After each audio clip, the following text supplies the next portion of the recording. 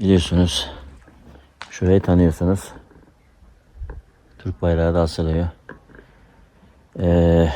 Yusuf abinin evi. Baba evi. Yani dede evi. Öyle söyleyeyim. Şimdi ben bir şey duydum.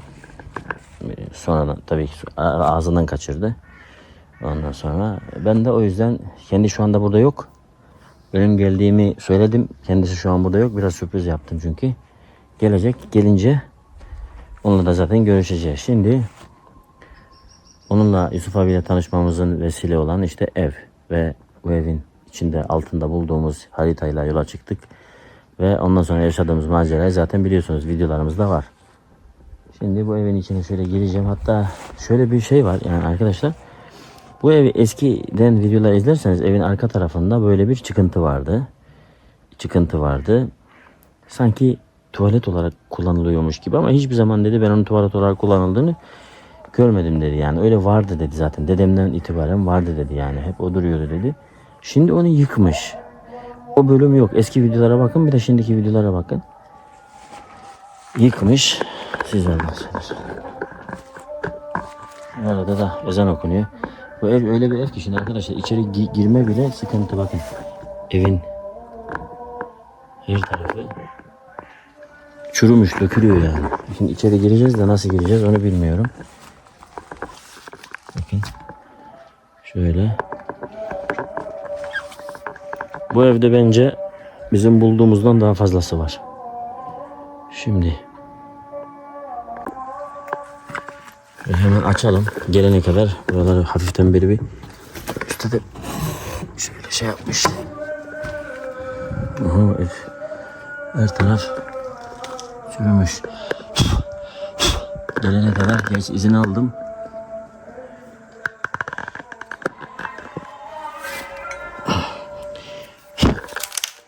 Her taraf çürümüş, görüyor musunuz arkadaşlar? Burada bir şey vardı ama burada değildi bu.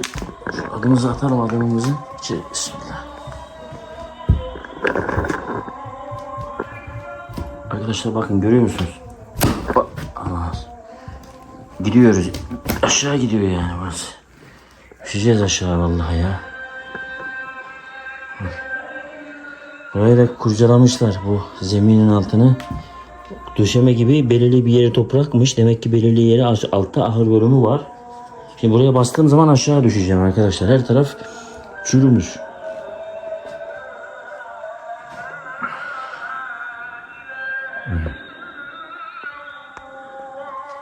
Evin haline bakın. Buraya girmek bir cesaret ister şu anda yani.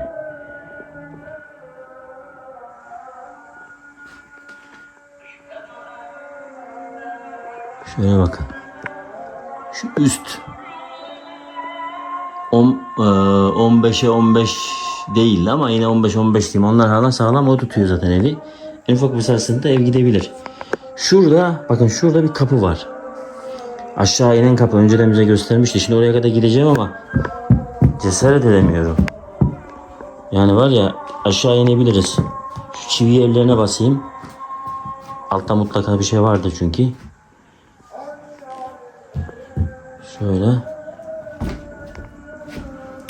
Şöyle bakın, şurada bir masa var, görüyor musunuz arkadaşlar? Burada mutfak olarak kullanılmış zamanında ve nedense kendisi de hatta söyledi. Bak, burayı sonradan kapıyı kapatalım. Bakın, burada bir örtü var. Burayı özel bir bölüm yani. Buraya sanki, bak görüyor musunuz arkadaşlar? Altta bir kapı var.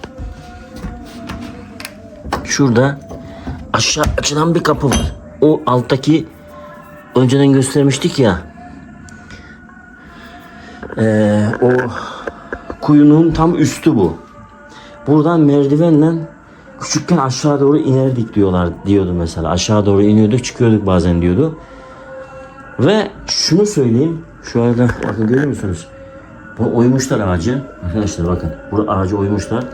Oyun içinde böyle bir bölüm var. Yani bunun gibi bölümler Ermeni evlerinde genelde çok olur. Arkadaşlar. Şöyle basıyorum, bastığım yerler bak. Burada hep düşmüş, yıkılmış. Bu bölümü yıktığı zaman burayı yıkmış. Arka bölümü yıktığı zaman burayı yıkmış. Görüyor musunuz? Tahtalar da burada. O o bölüm şu küçük kapı var. Bu hiç kullanılmıyordu diyor mesela. Bunu açtığın zaman o bölüme gidiyordun. Giriyor musun? Bu arada bastığımız yerde çatır çutur yapıyor evlerde bu arada. Şuraya bakın. Örümcek nasıl bir ağ örmüş ya, çok ilginç arkadaşlar. Gerçekten çok ilginç. Örümcek ağını ilk kez böyle burada görüyorum. Şimdi buraya basacağız da. Bakın görüyor musunuz arkadaşlar? Her taraf çökmüş. Çöküyor yani. Şimdi buradan şuradan ileri doğru gidilen böyle bir bölüm var. Ay, ev mahvolmuş. Şu an yani her an çok göçecek. Şu an tehlikedeyiz yani, öyle söyleyebilirim. Bunun dışından çekim yapacağım. Önce içeri çekme sebebim bir görün, konuyu bir bilin diye yaptım. Şimdi şu şeylerin üstüne basarak gidelim. Buraya görüyor musun? Buraya bir kurcalama olmuş burada. Kurcalama olmuş.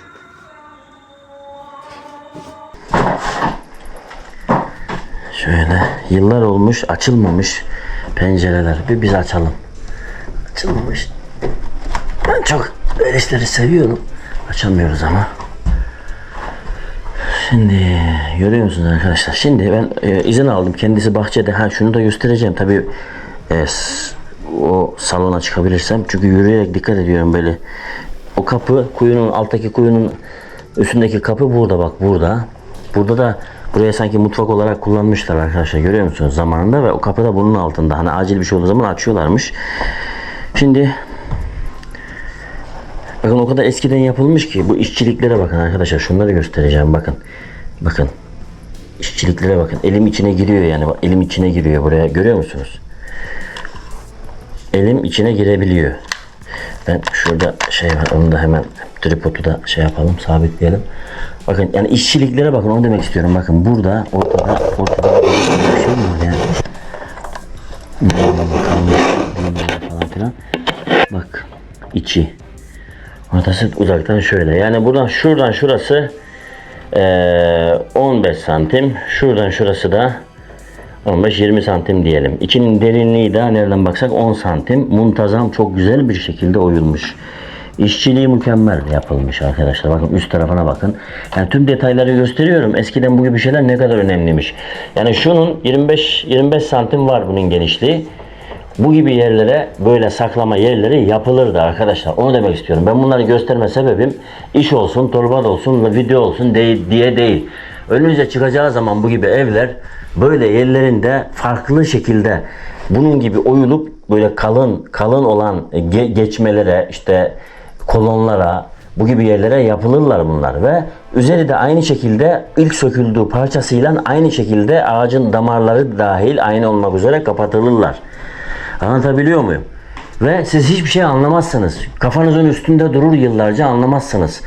Ağaçların içine gömülürler bazen. Yani bunlara dikkat edin. Ermeni evi dediğimiz zaman gerçek Ermeni evleri ve o zamanlar bir sır kutusudur. Bir Pandora'nın kutusu diyelim yani. Öyle bir şeydir bu.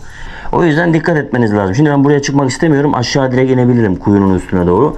Her taraf çürümüş. Bakın Yusuf abinin yıktığı bölümün kapısına bakın. Hiçbir şekilde evle bağlantılı değil. Yani tamamen sıfır, duvara sıfır bir kapı yapılmış ve onun üzeri de akşam konuştuğumuz şekilde zaten kapatılmış. Şu kapılara bakın arkadaşlar. Kapılarda şöyle küçük çizgiler yapılmış. Yani o zaman bile desene çok önem verilmiş. Bak ellerinde olan imkanlar olmamasına rağmen bakın görüyor musunuz? Şurada böyle hatlar yapılmış. Kendilerince desen yapılmış ve bunlar kestaneden yapılmış arkadaşlar.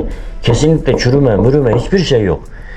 Yani ufak tefek detaylara da dikkat etmişler. Bakın mesela kapının çıtası. Kapının çıtasının şuralarında boylu boyunca üste sıkıştırmışlar. Görüyor musunuz arkadaşlar? Zamanında. Yani hayat şartları neler yaptırmış o zaman. Onu demek istiyorum. Açalım. Bakın şu kilitlere bakın arkadaşlar. Kilitler. İçeriden kilitliyorlar mesela bunları. Biz de bu odanın içine şöyle kilitlere bakın. Eski kilitler. Biz de bu odanın içine şöyle tabii ki dikkatli basmak istiyorum.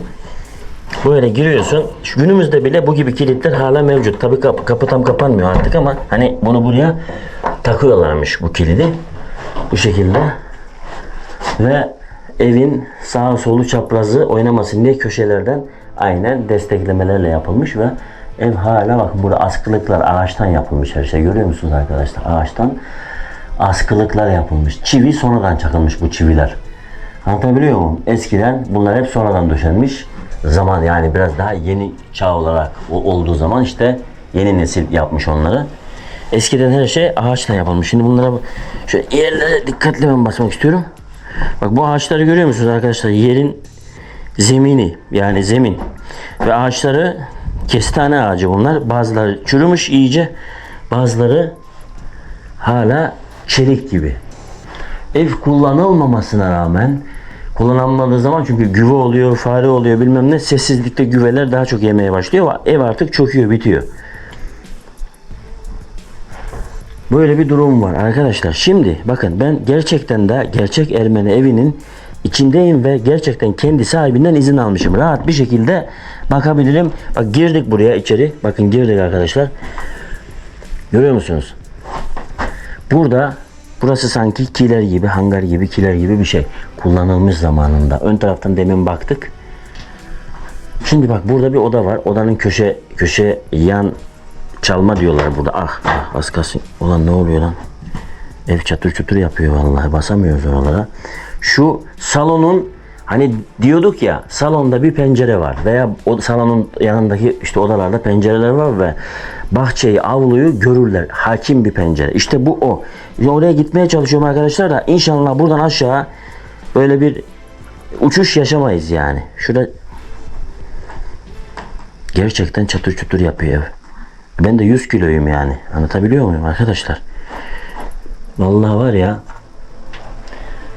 Bakın evin haline bakın arkadaşlar. Yani her an gitti gidecek yani. En ufak bir sallantı, en ufak böyle bir hoplama, zıplama eviyle beraber doğru avlu bahçeye ineceğiz yani. Bakın bu pencere yavaş yavaş geldik arkadaşlar buraya zamanında bakın burada da bir ellemek istemiyorum oynuyor her taraf düşer. İşte de görüyor musunuz? Burada hani ecza dolabı tarzında bir şey galiba. Burada da var. Şimdi bu pencereyi açmak istemiyorum. Bakın naylonlar bile çürümüş.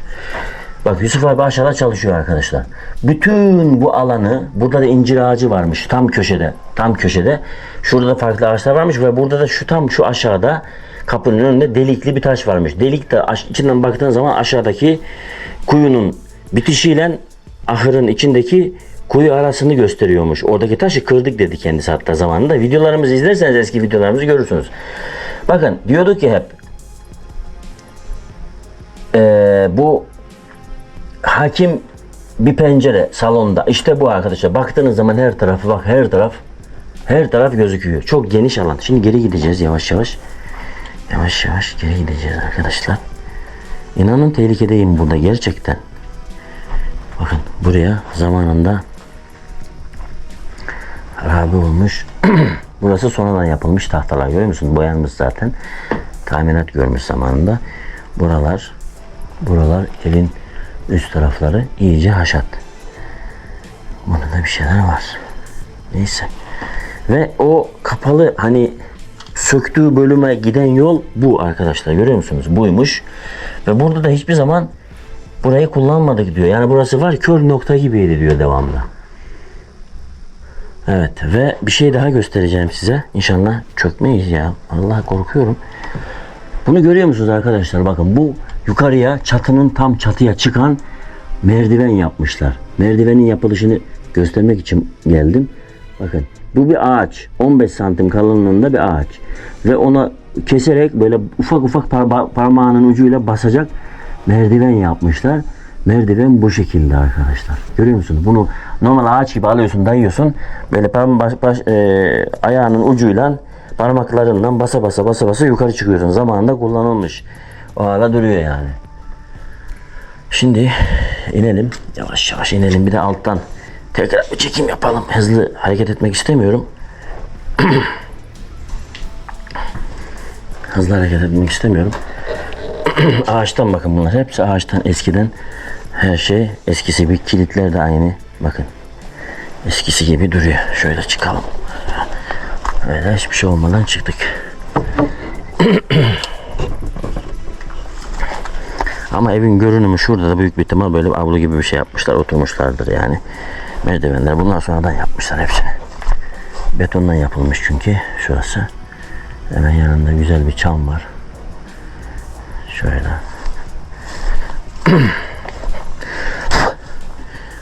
Eski değirmenlerde de çektirmiş. İnşallah var, burada var. Kökleri kalmış değirmenlerin. Hepsini yıkmışlar, talan etmişler. Bu içinde bulduğumuz şu içinde ne diyorlar ona, harita bulduğumuz çıkıntının dıştan görünen kısmı. Şimdi içeri gireceğiz. Oradan da göstereceğim size. Yusuf abi işini bitirdi galiba, tam bilmiyorum, ses seda kesildi.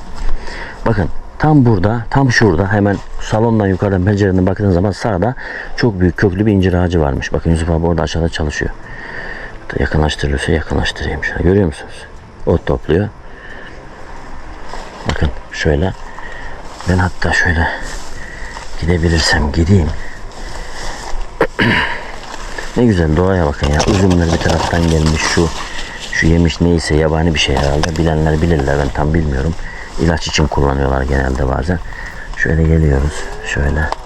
Bakın şöyle basıyoruz buralara ama nereye bastığımızı bilmiyoruz. Bakın görüyor musunuz arkadaşlar? Bunu yıkmışlar. Alttaki zemin taşını kapatmış özellikle. Bu gözükmüyor şu anda. Uyanık. Şu beton gibi, üstte bir tane beton gibi ayrı bir şey atılmıştı da düştü dedi ya. Şu bak. Şurası görüyor musunuz arkadaşlar? Şuradan orayı kopartmış. Evin yapılış şekli şu şekilde. Evin içine bakın. Salonun o orta pencere şurası görüyor musunuz arkadaşlar? Gerçekten de bu bir yaşam sürmüş. Yani asırlar yaşam sürmüş gerçek bir Ermeni evinden bahsediyoruz arkadaşlar. Bakın kapıyı açalım. Nelerden şey yapmışlar. Hemen çıkalım. Her taraf örümcek ağı olmuş. Bunu kapatalım. Kapatalım şöyle. Bak saçaklarının altları. Evin yapılış şeklini iyice inceleyin diye çekiyorum aynı zamanda. Şimdi oradan aşağı bir inelim.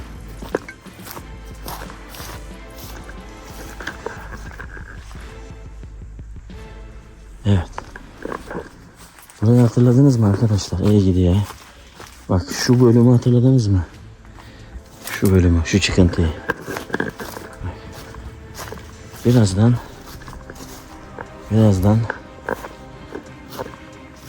bak şurada kapı artık görünmez halde. Şu işaret hala orada, görüyor musunuz arkadaşlar? Kalmış yani. Zamanında kendisi onu kırmış, yok etmiş ama yine tamamen yok edememiş. Bu arada şu üstteki şunu açalım.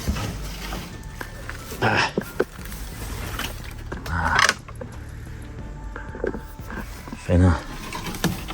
Burası fena. İçeride ne var acaba? Giriyoruz ama görüyor musunuz arkadaşlar? Bakın bir şeyden bir temizleyeyim ben onu, bir saniye. Şöyle dallarla şöyle örümcekleri falan güzel buraları alalım. Ve içeri girelim. Şöyle izleyelim. Şimdi bakın bu evi iyi inceleyin arkadaşlar. Daha önceki geçmişteki videolarımızda her şey zaten bu evle başladı. Tamam mı? Bu ev bak özellikle görüyor musunuz, bak burada. Şurada bir çukur var. Burada kuyu varmış. Buradan altından kendisi söylüyor, şüpheleniyor hatta. Aşağıya şu bahçenin aşağısında da bir kuyu var. Onu da çekmiştik daha önce. Buradan onun altına tünel var diyor kendisi. Ama burada zamanla bu belirli bir şeyden zamanla sonra dolmuş. Özellikle doldurulmuş. Şurayı da temizleyelim bu arada şöyle. Arkadaşlar. Şöyle. Burayı hatırlıyorsunuz değil mi arkadaşlar? Her şey burayla başladı. Şurada, bakın şurada, burası şöyle bir yer. Burada bulduğumuz harita ile başladı. Yusuf abiyle tanışıklığımız. Ey gidi günler ya. Şimdi konuya gelelim asıl. Görüyor musunuz? Burası özel bir farklı bir bölüm yapılmış ve etrafı çok güzel kalın ağaçlarla ve bak taşlarla, duvarlarla örülmüş küçük böyle bir oda gibi bir bölüm. Onun üzerine ev kurulmuş. Burası ayrı. Yani buraya özel bir ilgi sanki gösterilmiş. Bak buradaki çukuru görüyor musunuz arkadaşlar? Buradaki çukur dola dola bu kadar dolabilmiş. Yani burada bir kuyu varmış. O kapı, yukarıdaki açılan o kapı arkadaşlar bakın şurada görüyor musunuz? Tam şurası. Tam şurası hemen kuyunun yanına iniyor. Buradan zamanla önceden merdiven uzatıp aşağıda iniyorduk diyor mesela çocukken. Ve şurası için babasının özellikle ona tembih ettiği bazı şeyler var. Onu da konuştuğumuz zaman onunla anlatacak. Şimdi demek istediğim şey şu. Bu evin dış kısmına şöyle çıktığımız zaman şimdi ben göstereceğim size. Göstereceğim. Çıkalım, kapatalım. Burayı tekrar. Kapatalım şöyle tekrar. Özel kilitlerle kapatılmıştı zaten. Yine biz kapatalım. Kapanmıyor. Her neyse. Şöyle yapalım. Buradaki pencereden, şuradaki büyük pencereden aşağısı avlu bahçe tamamen gözüküyor arkadaşlar. Kendisinin izin aldım yani ben de. Keşke elektriğimizi de alsaydık bu arada. Aha, yarasalar da var burada dolaşıyorlar. Yarasalar şunlara gelirse yarasaya yaramaz hale getirelim diye elime şunu alayım. Ya neymiş bu nasıl ya? Ev var ya iyice bitti bitecek yani. Şu arkadaşlar bakın yukarıdaki ev kapağın altında hemen yanında kalan kuyu. Yani kapanmış da yine kapanmamış yani belli yine yeri. Yarasalar dolaşıyor arkadaşlar. Şurada bak. Görüyor musun? Şurada bak dolaşıyor yarasalar. Rahatsız ettik evlerinde. Onların evi burası. O yüzden rahatsız etmeyelim diyorum. Canlılara ne olursa olsun hepsi canlı. Hepimiz canlıyız. Biz buradan çıkalım. Birazdan kendisi de gelir zaten. Genelde hemen evlerinde olan şeyleri biliyorsunuz. Anlatmamıza gerek yok. Her zaman da dediğimiz şeyler. Şimdi bakın bu evin şöyle otlar bayağı büyümüş. Burada ne olduğunu da bilmiyorum. Basıyoruz ama burada herhalde bir kuyu olabilir. Bak bilmiyorum şimdi basamayız oraya. Şu aşağıda bir yol var. Bak şuradan gideyim ben size. Videolarda izlerseniz önceki halini evin göreceksiniz zaten. Bakın görüyor musunuz arkadaşlar? Evin arka tarafı şurada bak bir kapı var ortada. O kapı o bölüme çıkıyormuş. O bölüm yok olmuş. Yani yıkmışlar. Nedense kendisi yıkmış. Taşları da burada görüyor musunuz arkadaşlar? Bakın. Bak bu taşlar oradan çıkmış görüyor musunuz? Ben dedim o bölümü niye yıktın? O bir şeyler yaptı yani tam böyle şey yapmadı. Gelince konuşuruz dedi hemen konuyu kapattı. Bakın. Orada herhangi bir şey olsa kullanılmış olsa tuvalet olsa herhangi bir şey olsa zaten burada bir mutlaka belirtisi, borusu, gideri bir şey olur. Görüyor musunuz? Kapı tamamen kapı yani bağımsız bir kapı. Bu bölüm niye vardı ve bu bölüm ne için kullanılıyordu? Bakın.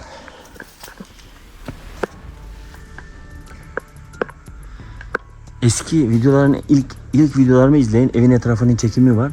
Buradaki bölümü göreceksiniz. Yukarıdan eve baktığınız zaman bir haç gibi duruyordu mesela ev. Şu anda